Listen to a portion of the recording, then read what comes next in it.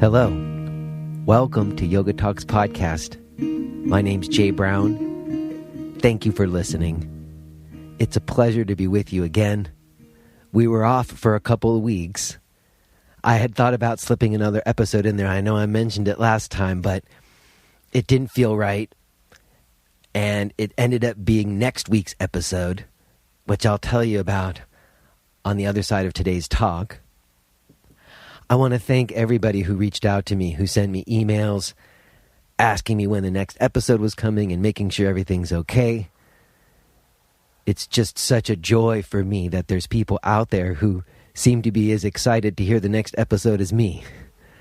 Thank you guys. And especially thanks to those of you who made a donation and went on iTunes and gave me a review and stars.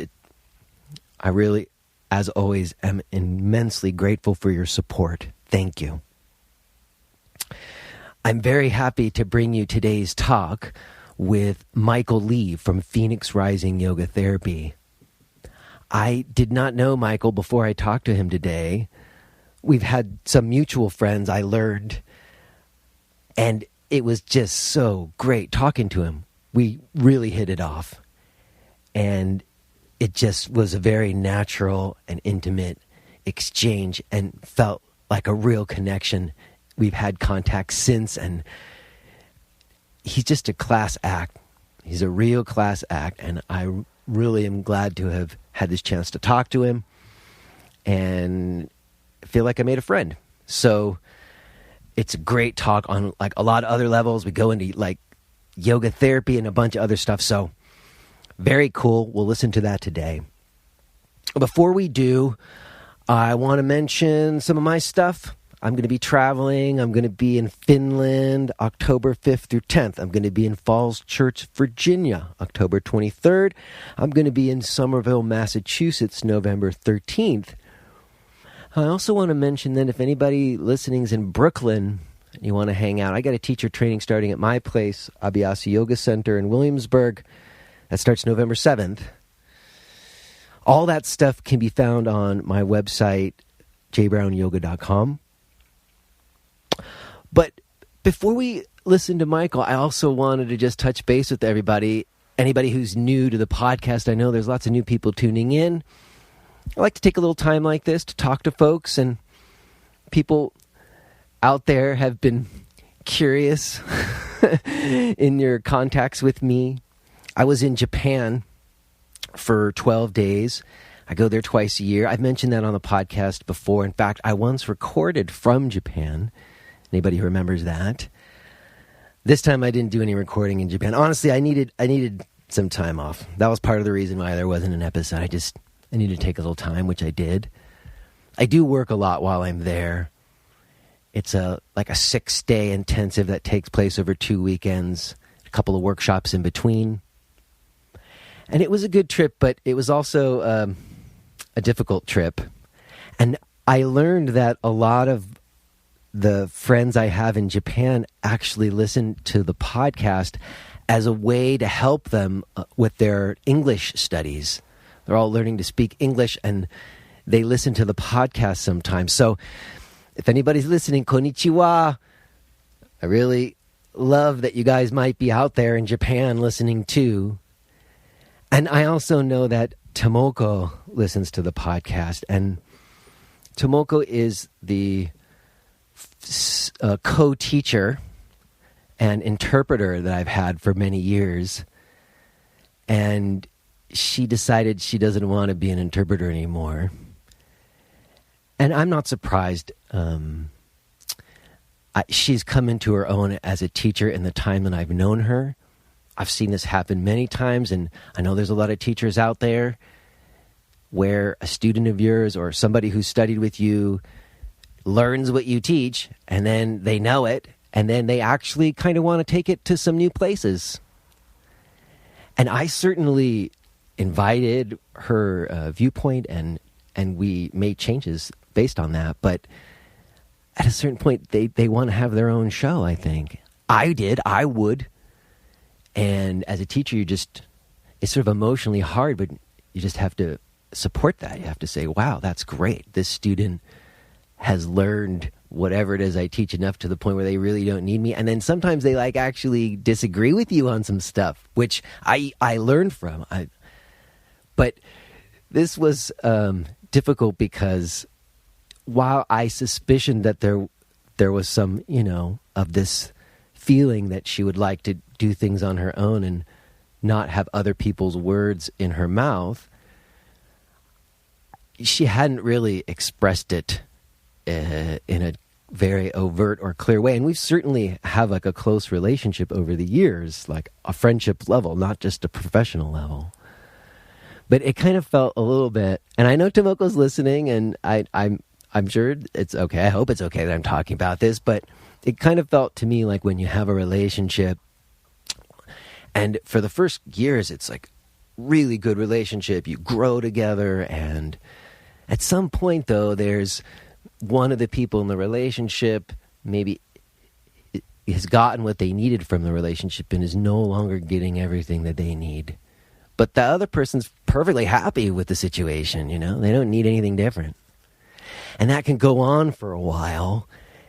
And then maybe that's not being expressed or shared. It's just kind of on the down low. And the relationship's totally functional, and there's so much good about the relationship. It's kind of hard to end it, Because you're not ending it because it's a bad relationship. You're ending it just because it's not the right relationship for you to be in now. So anyway, I think that's what it felt like to me. And then sometimes it'll just, when the person finally can't take it anymore and they just have to like let out how they feel about the situation, it kind of comes out like all at once in a very intense way. And it's surprising to the other person. Even though I suspicioned it, it just still felt like, because sometimes on the way out, there's also this need to kind of express the things that you've done wrong, like the things that the other person has done or the reasons why they need to leave, And that's sort of just hard, I certainly maybe have made missteps over the years. Apparently, I neglected some formalities over the years that I think offense was taken to, and that's a Japan thing, and I'm just like a brusque American who's terrible with formalities. I feel badly about that. But I also think that it was much bigger issues. And what's interesting is some of those issues are related to things that got talking about on this podcast in terms of patriarchy. And, in Japan, there is like highly defined male-female roles. And so I think it was one of those situations where I'm a white man and I'm teaching yoga to Japanese women, a couple of men, mostly women. And then here's this Japanese woman who's a skilled Tomoko's brilliant. I just want to take a moment to say she's a writer, and it remains to be seen whether I can be even partly as effective as I've been in Japan without her. We'll have to see. But I get it that maybe you don't want to have a white man up there telling everybody what the deal is. I get it. That's an honest feeling, and I don't deny that she's probably better equipped to teach them. But at the same time, I have mixed feelings because there's 100+ yoga teachers in Japan that have come out of the trainings that we've done together over the last 8 years. And I certainly played the lion's thrust role in that happening, and that's been a wonderful. What's happening in Japan with this particular approach is just amazing, and that's all very positive and good, and what she's doing is coming out of that. So I don't think we should just throw it away. So I don't think that that's what she was sort of suggesting, but sometimes it kind of feels like that when someone has to strike out on their own, and I totally get it. I'm supportive. But it was emotionally very difficult for me. I do think that we did a good job of communicating and being open with the students about everything. So, Tomoko, I love you very much if you're listening. I am totally supportive of whatever you need to do. And again, just love to all my Japanese friends. Other than that, the home front here in Brooklyn, I've been back for a couple of days, and I'm just kind of getting back into the swing of things. There's not really any new news there. Just got to see how the next few months play out. We're going to make decisions as the need arises. All right, let's go ahead and talk to Michael Lee from Phoenix Rising Yoga Therapy.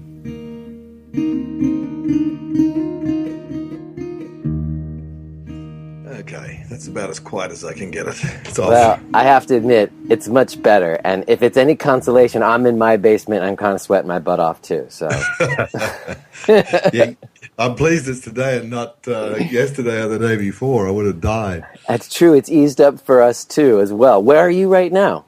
I'm in Egremont, Massachusetts, just outside of Great Barrington. All right. So we're kind of in the same boat, sort of. Yeah, pretty close. Yeah. All right. Yeah. All right. Well, are you settled? Are you good to go? Yeah, I'm good to go. I'm all right. Well, in here. Great. Well, I really appreciate you lending me some time to talk today. Thanks so much.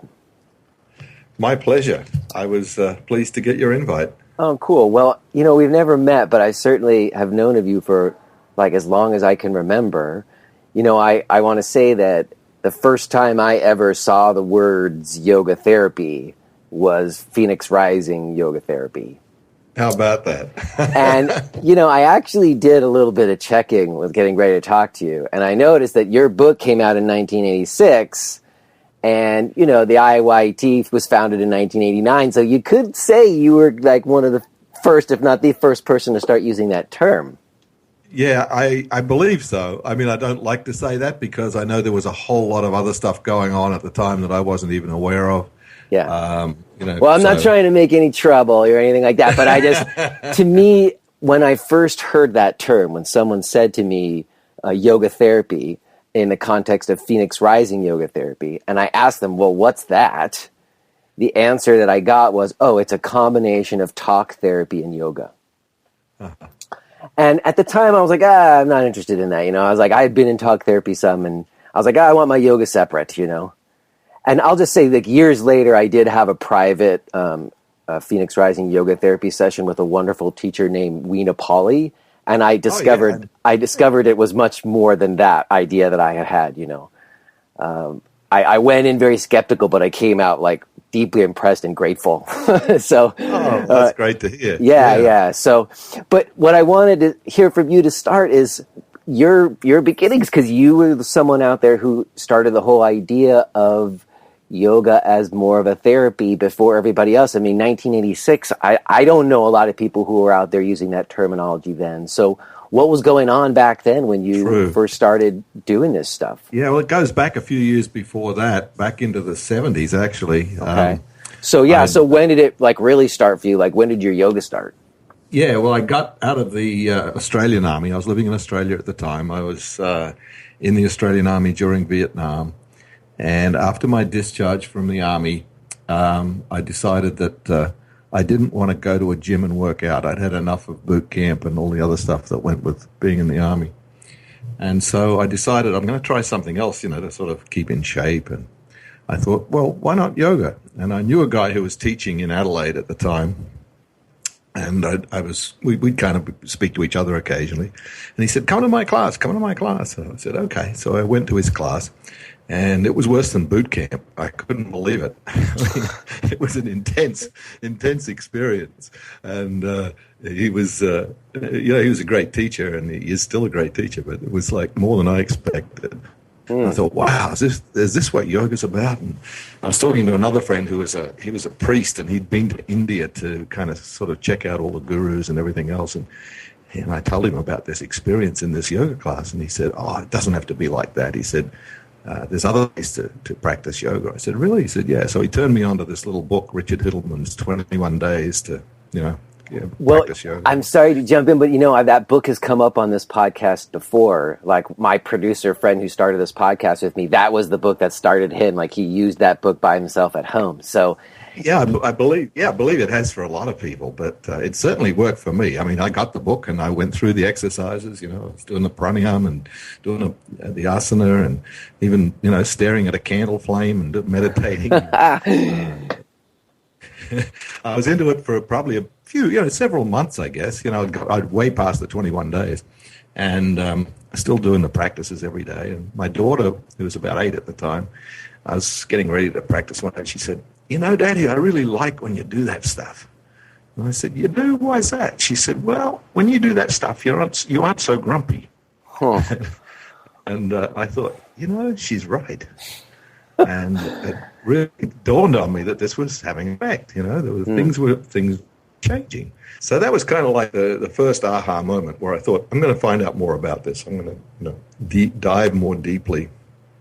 And at that point in time, I was teaching at a college. Actually, I was a dean of a small community college in Australia. And okay, so you were working as a dean of a community college? Is that what you just said? Yeah, small college in the Adelaide Hills in South Australia. Yeah.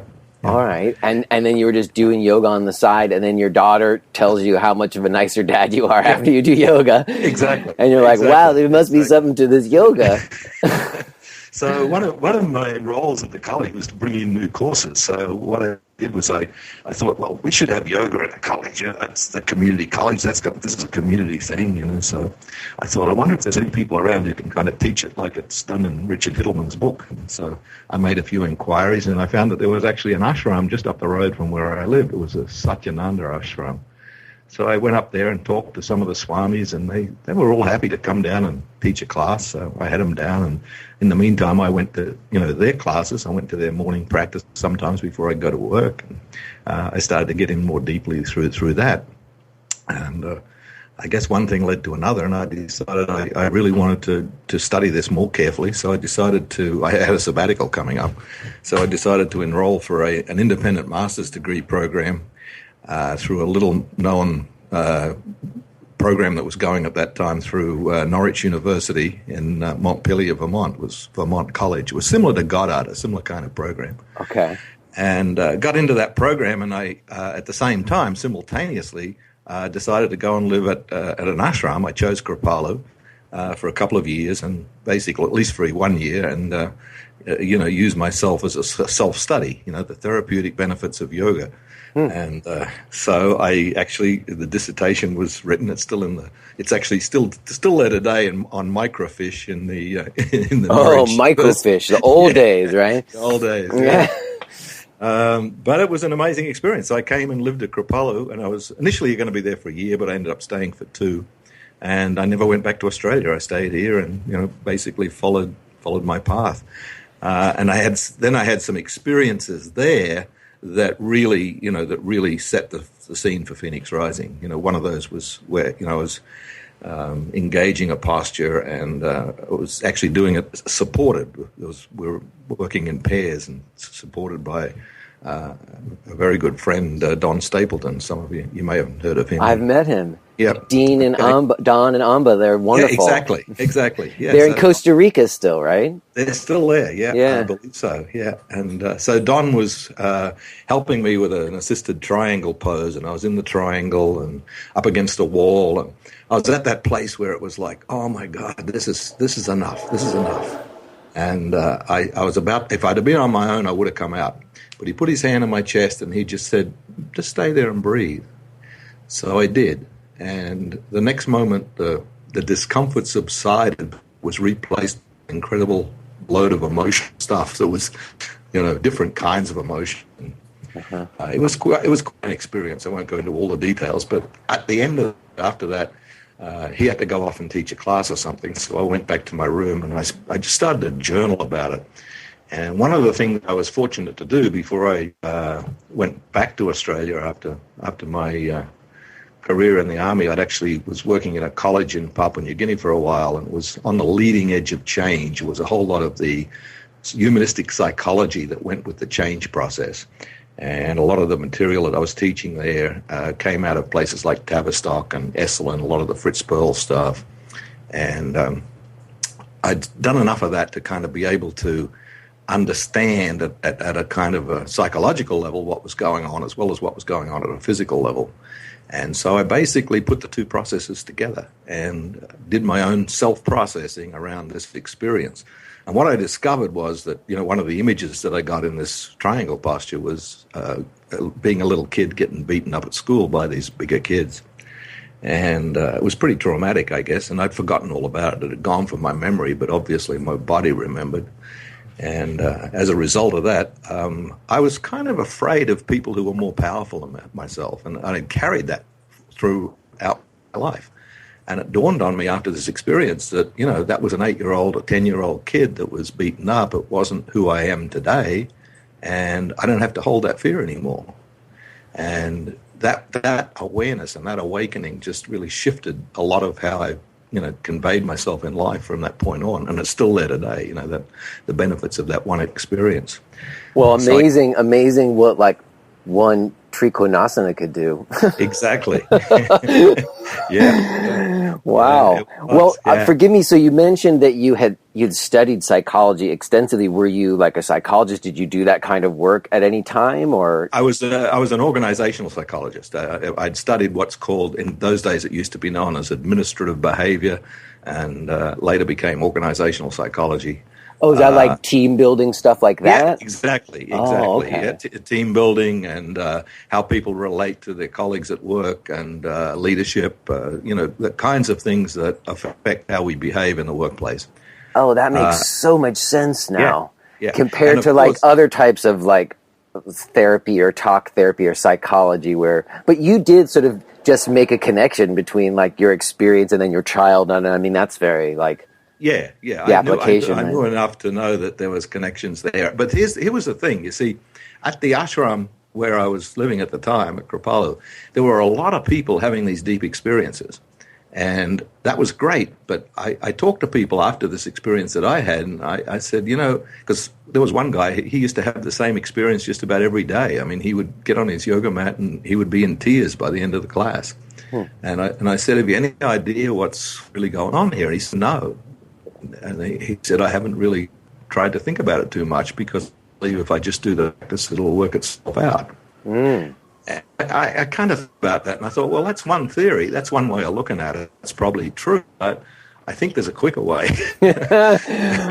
Well, I know, when you're uncontrollably crying, sometimes it's good to try to figure out where that's coming from. I reckon, yeah. Or at least be able to make. I think it's not so much figuring out, but connecting the dots. And this is really, I mean, what a lot of our work does is it combines a process that's very client-centered in just helping the person connect the dots between what's going on in their body and what's going on in their life. And there is usually a connection, but it's almost like a meditative state that will generate that connection. So it's still yogic in many ways, but it's based on psychological principles. Well, very interesting. I mean, it seems like that's what you did to yourself, right? You went to Kripalu, you said a year there, and you did this process of practice with yourself, and then came to have these experiences and then make those also psychological connections for yourself. Right. And then that process is what became Phoenix Rising Yoga Therapy. More or less, yeah, exactly. Yeah, that's and so when did you decide to call it, when did the name Phoenix Rising come? Yeah. Oh, okay. There's a story there too. After I'd kind of moved into the ashram and left Australia, and it brought my family with me, but my first marriage was kind of going through some pretty tough challenges, understandable given that I'd packed up my family and moved to the other side of the world to follow my yogic passion. But anyway, I ended up getting divorced from my first wife, and I went into a pretty deep depression. I was really not a happy camper. I was like, my world had kind of come to an abrupt end in terms of how I thought it should be. And so I'd been far enough into my yoga practice at that stage to know that would help. So I would religiously practice every day for sometimes 2 hours. I'd get on the mat as early as I could and go to my body. And I'd usually be pretty miserable when I started out. And by the time I'd finished the practice, I'd sort of, and I used a lot of the focusing and connecting techniques that I at that time was developing as what has become Phoenix Rising. So I was using all the stuff that I was experimenting with and learning and together to try and make sense of how this connection could be easily facilitated for people. And so doing that, by the end of the session, I'd feel pretty good. I'd feel like, yeah, I can make it through another day. And I was telling a friend about that. I said, you know, this is pretty great. I said, my yoga practice is really helping me a lot. I can get up off the mat and I feel like I'm ready for the day again. Hey, having something that makes you feel like you can get through the day is kind of invaluable. It is. It really is. Yeah. Particularly if you're in the hole, and I was in the hole. Yeah. Especially when you're in the hole. Anyway, he said, hey, that's just like the Phoenix. And I said, just like the Phoenix? He said, yeah, you know, the Phoenix Rising, the Egyptian myth. And I'd heard about it, but I didn't really know what it meant. So I said, tell me about it. So he told me, it's a story about this bird that flies into the fire, that's consumed by the fire, and then there's just a little ember of fire left, and out of the ember, this new bird kind of is born, and it rises, and it's more magnificent and glorious than its previous incarnation, and, you know, that kind of thing. So I thought, wow, that sounds pretty right. That sounds like it's on the money. You know, that's what's going on here. Yes. And so I called it Phoenix Rising. And of course, since then, I mean, now when I look at my own life and look at the lives of others, I mean, if we're fully alive, like if we're really engaging life to the fullest, we're always dying to the old and being born to the new. You know, it's just a natural process. So the name really suits, I think. I think it does. And I mean, I don't want to go into it right now, but it just so happens in my life, I'm kind of facing a similar place just like that, where like something that's been in place for a long time is going to have to change, and there's going to have to be the new. And it does feel like a ball of fire, you know? Oh yeah. It burns. Man. Yeah, man, for real. All right. Well, so that all comes about, and then you decide to put it together into that book, which I was looking at the publication date in 1986. But before that, where were you when you decided to call it Phoenix Rising Yoga Therapy? Where were you teaching that out of? Were you at like a center? Where was that happening? Like in the 80s? Where was yoga happening in the 80s? Okay, so I was at Kripalu, right? And I was still teaching there at the time, although I'd kind of moved out and had a part-time job as well. And the part-time job that I had was actually teaching at this school for a special school for adolescents who'd gotten into trouble and needed to go to a special school. It was called the DeSisto School, and it was just down the road from Kripalu, as luck would have it. And so I was doing some bodywork sessions there. They wanted someone to come and do bodywork at the school for the kids, and they had a Gestalt therapy program for the kids at the school. And these are all adolescents, like between about 13 and 19, I guess.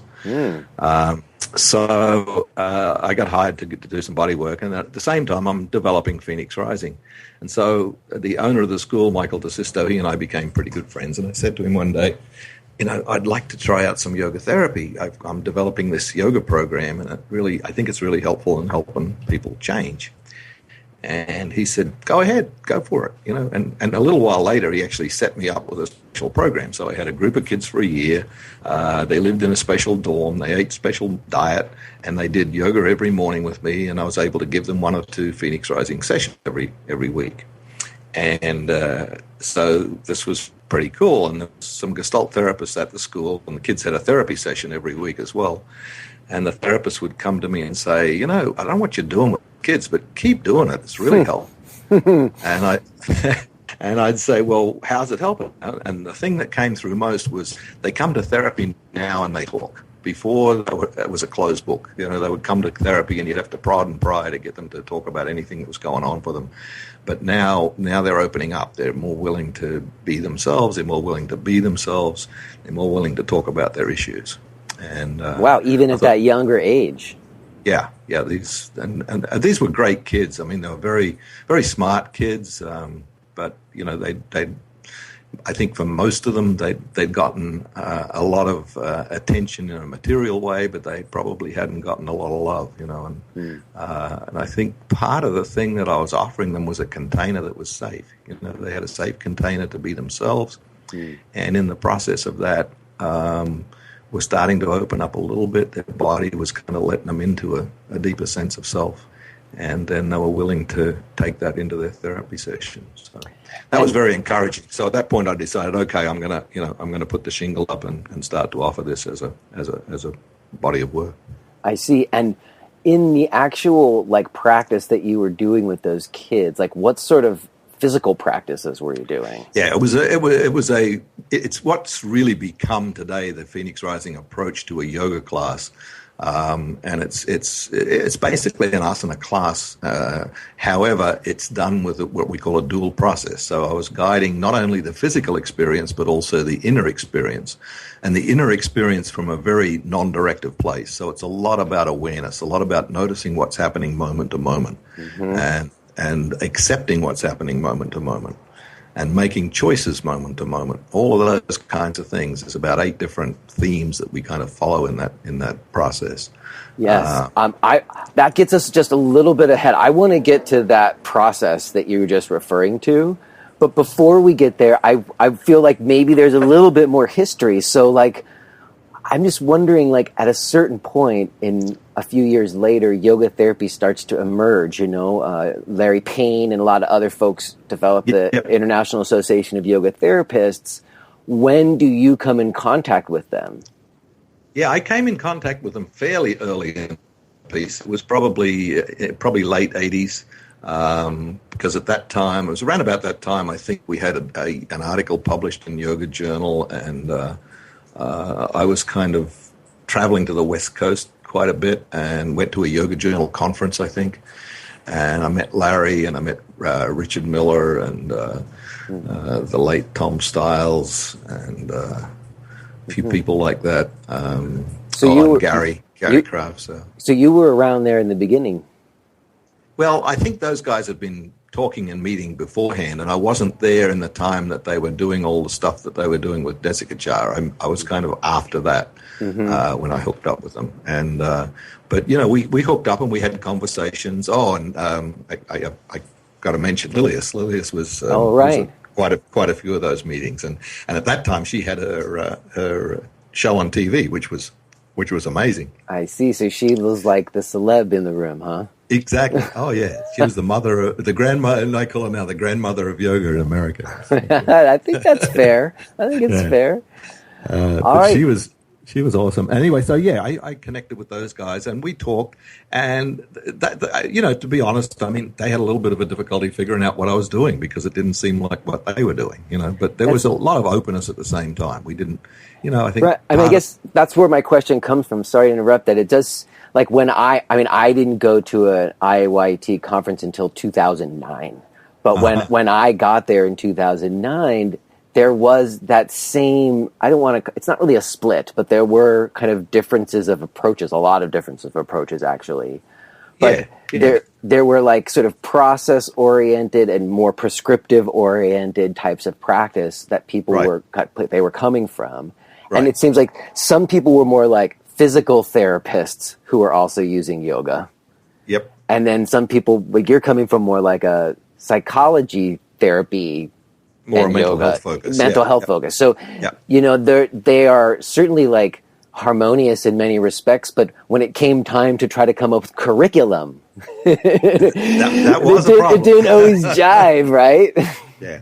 And I really have to pay tribute to the IOIT and their process in getting all that worked out. We had one of our teachers was at those early meetings when they were trying to come up with standards. Mm-hmm, I know. It was tough. It was Karen, if I'm not mistaken, because I remember meeting her. Karen and Alyssa. Karen and Alyssa. Alyssa was the one who was on the accreditation board for IOIT. Yeah. Mm-hmm.